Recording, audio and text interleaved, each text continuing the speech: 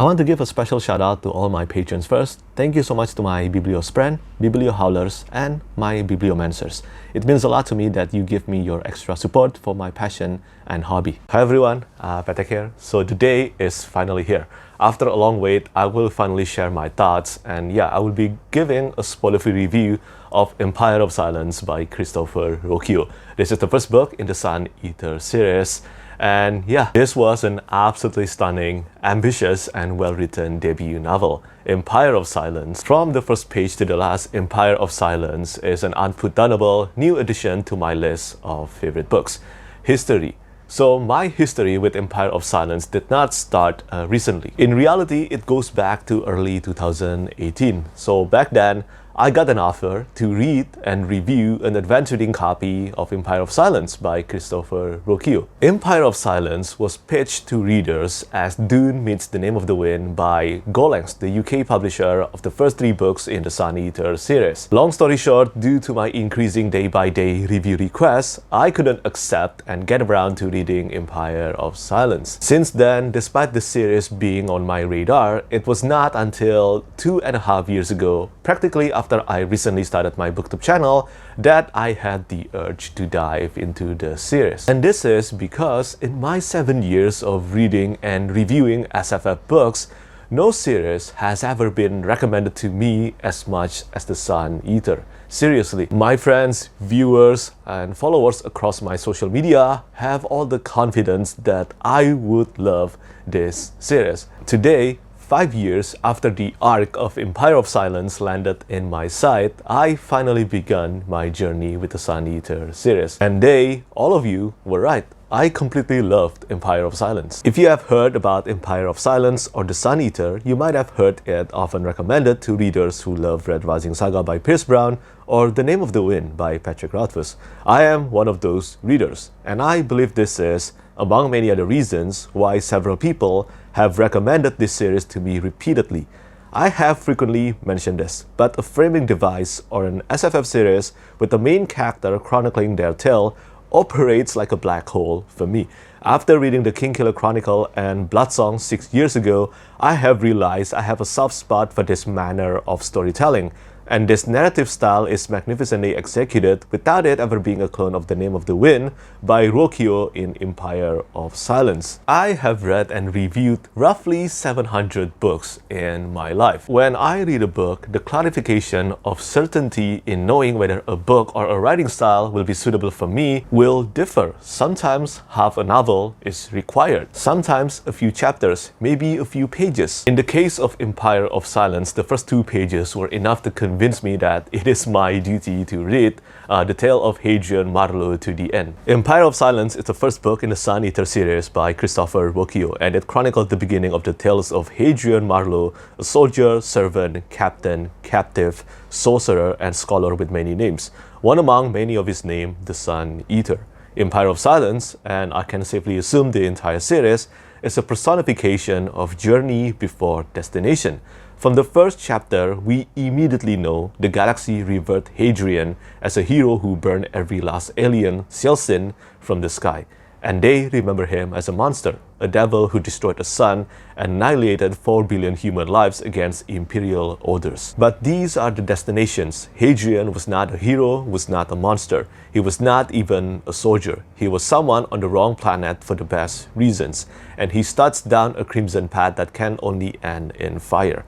And we are witnessing all the full details of his account of the war between mankind and the Celsin, translated into classical English by Tor Paulos of North Belgar on Colchis. Essentially, it's akin to finding out how Kuvot or Velin al-Sorna attained their names and titles. However, although the comparison to The Name of the Wind is fair, it is worth noting that it is not precise to say a similar framing device is implemented throughout the novel. This is not Kuvot sitting in a tavern telling his story to the chronicler and bus. The narrative did not shift back and forth between the past and the present time frame like the Kingkiller Chronicle did. Hadrian's Chronicle is told chronologically, but Hadrian did occasionally give teasers, or what we reader called as spoilers, on what would happen in the future of the characters he encountered. And yes, this is an example of a storytelling choice that could be deemed as an annoyance for readers. It usually does for me. But in Empire of Silence, it totally worked. The scope of the series is massive. You can tell from Empire of Silence, this is an epic scale space opera with a lot of names, characters, languages, unique terms, and settings to remember. Having these teasers assisted me in making sure which characters I should pay attention to. One example, Basander Lin. Basander Lin did not have a lot of spotlight in Empire of Silence. But in his first appearance, Hadrian immediately mentioned that Basander Lin would become his rival, last friend, enemy, a veteran of 100 battles, and a traitor with the title of Phoenix. Having this information registered in my mind allowed me to cement Basander Lin as an important character to remember, even though he did not have many appearances in Empire of Silence. In order to enjoy Empire of Silence to the fullest, I consider it imperative to succeed at loving Hadrian as a character, or at least feel invested in his narration. Hadrian is the singular POV character, after all. From my perspective, Hadrian is an incredibly well-written and flawed character. He is utterly melodramatic, like Darrow or Kvoth, and hey, I am a fan of reading this type of character.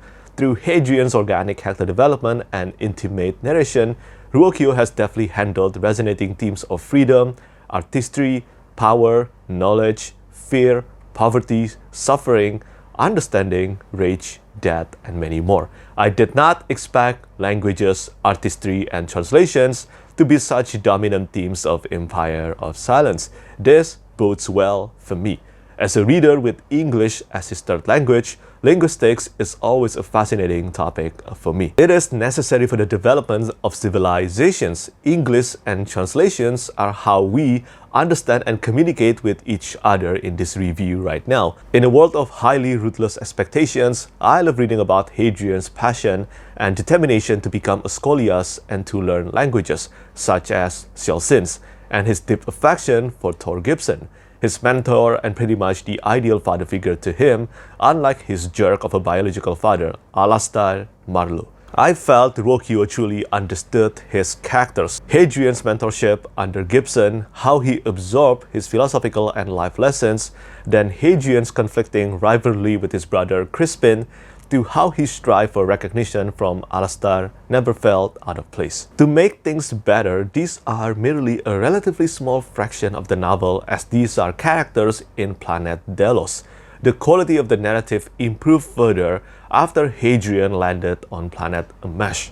Most of Empire of Silence takes place in the city of Bodosevo on Amesh, and there, Hadrian meets new characters along with several new trials and tribulations. The events in Delos can be surmised as a brilliant prelude to the main story. I did mention Red Rising earlier, but do not misconstrue this statement as saying this would be a fast-paced and action-packed novel. Empire of Silence employed a slow burn chronicle with well-placed action scenes to savor. It is thought-provoking, imbued with melodrama and melancholy, just like the name of the wind. It is not a battle-oriented science fiction novel, even though it does feature more battle scenes than The Name of the Wind. And I loved it.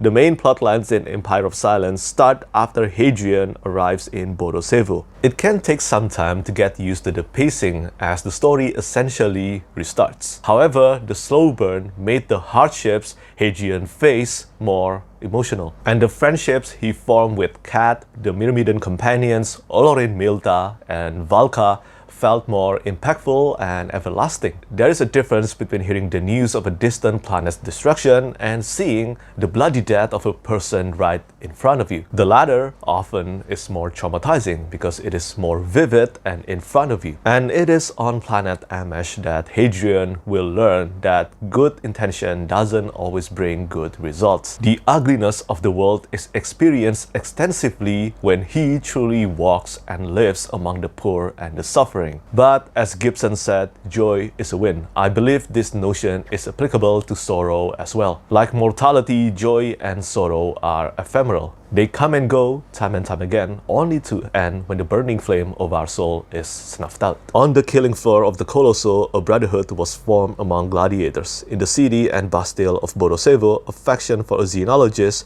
with the same desire toward understanding the Cielcin, Valka Ondera, emerged. I am ashamed to admit the few claims stating Empire of Silence plagiarized the name of the wind and Dune did distract my interest to start reading Empire of Silence 5 years ago. The reality is simply not true. Now that I have read Empire of Silence, I do not think the accusations hold any water. This is why I always say now, once your interest in reading a series has sparked, ignore the reviews. Read and find out for yourself.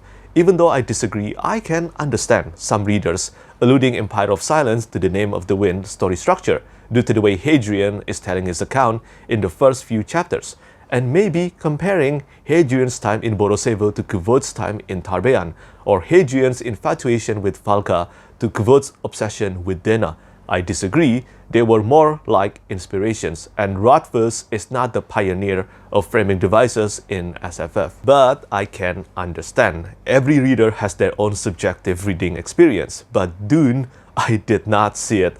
If no one told me Dune was an inspiration for this, I would not know from reading this. Or maybe I am just dumb or not fanatical enough about Dune to see it. And I cannot believe I almost missed out on starting The Sun Eater because of some reviews. I owe this superb reading experience to all of you who keep recommending this to me. In hindsight, maybe it is for the better that I start reading The Sun Eater now instead of back then. Ruocchio has one of the finest style of writing that I love to read. I cannot get enough of reading his prose. The entire novel was beautifully written and superbly polished. Hadrian's narration was utterly compelling and embedded with scores of remarkable passages to ponder. The dialogues were engaging and the world building is galactic size and epic in scope. Reading this book has made me fully realize how few sci-fi novels manage to capture the political galactic complexity of immense space opera from their first volume. The worlds are immersive, intricately designed, and bloody ambitious. All the hints and details on the planets, cultures, clothing, technologies, weaponry like high matters, think of this like the lightsaber of this world, Cielcin, and more were nothing short of outstanding. If all of this end up overwhelming, remember that at the back of the book, there are lists of characters and a glossary of terminologies and setting to act as a guide. Finally, although not a battle-oriented novel, the battle scenes were placed effectively and efficiently. For instance, seeing Olorin Milta, one of the greatest sword masters in the human universe, a mice colossus with 3 high matters, and the capability to engage 100 legionnaires and survive in action was astonishing. It was a minimal appearance with a prominent impact. I feel blessed to initiate my journey in this immersive universe now because at the moment, I still have 4 published novels, 2 novellas, and 3 collections of short stories in The Sun Eater to read. You can tell how vast the series would be just from reading Empire of Silence, and I wish many modern sci-fi managed to achieve this sense of expansiveness with their world building. After a breathtaking climax sequence, Empire of Silence ended with a rewarding and satisfying final few chapters, while leaving many mysteries of the galaxy and Cielcin to discover in the sequels. And I assure you, I will pursue the delicious breadcrumbs left in the blazing trails. Underrated. Empire of Silence is a criminally underrated sci-fi novel. Maybe not on the booktube spheres, but in other circles. It is puzzling how a sci-fi debut of this caliber remained relatively under the radar. Plus, this was written and published when the author was still in his early 20s. I will end this review with this. If Empire of Silence is the weakest of the series, then you are right now in the presence of a new scholiast devoted to unraveling all the tales of Hadrian, Marlowe, the Sun Eater. Empire of Silence is the best sci-fi debut I have ever read. As far as the first book of a series goes, this topped Red Rising by Chris Brown, the first book in the Red Rising saga for me. And remember, I think of Red Rising saga as my current #1 favorite sci-fi series. I was confident this crown position would remain unchallenged. But there's a new powerful challenger now. The Sun Eater by Christopher Ruocchio has the potential to become my favorite sci-fi series of all time. And I am seriously excited to discover how stronger the potential is after I read the sequel Howling Dark very soon. So yeah, that's my review for Empire of Silence by Christopher Ruocchio. I want to say thank you so much once again to Mike and pretty much all of you who keep recommending this series to me. All of you were confident that I would love the series, and for Empire of Silence, I can say that all of you were absolutely right. I am really glad that I bought the Diamond Edition of Empire of Silence now, even though it was a gamble. But anyway, do let me know what you think about this book. If you have read it, do you agree that Howling Dark and Demon in White are even better? And yeah, I think that's pretty much it from me today. If you haven't read this book, do let me know whether you plan to read it or not. As always, thank you so much for watching, and thank you for your support. Bye bye. Lastly, I want to say thank you so much once again to all my patrons who keep on supporting me.